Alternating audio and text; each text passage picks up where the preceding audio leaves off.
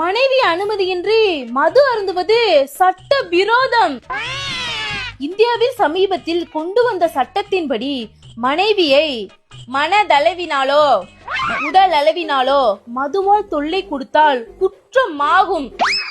மனைவி குடிக்க வேண்டாம் என கூறி கணவன் மதுவை தொடர்ந்தால் எஃப்ஐஆர் பதிவு செய்யப்பட்டு சிறை தண்டனை விதிக்கப்படும் என அதிகாரிகள் அறிவித்துள்ளனர். மாட்னடி மாப்ள, ரொம்ப சந்தோஷம்டா கடவுளே. எங்க ஜெயிலுக்கு போறது உங்களுக்கு அவ்வளவு சந்தோஷமா? நான் போறேன் சந்தோஷமா ஜெயிலுக்கு. வீட்டு லோனு, கார் லோனு, மகளிர் லோனு, ஸ்கூல் ஃபீஸு, போன் வாங்கியிருக்கே, இஎம்ஐ எல்லாம் கட்டி குடும்பத்தை நடத்தி பாரு. நான் ஜாலியா போயிட்டு வரேன் ஜெயிலுக்கு. ஏங்க நீங்க வேற, நான் சும்மா நியூஸ படிச்சுக்கிட்டு இருந்தேங்க. கருவறையில சாமி இல்லைனா அந்த கோவிலுக்கு என்னங்க மதிப்பு? கணவனே கண் கண்ட தெய்வம், நீங்க இல்லைன்னா இந்த குடும்பத்துக்கு ஏதுங்க மதிப்பு? பட்டு வண்ண ரோசாவா பார்த்த கண்ணு மூடா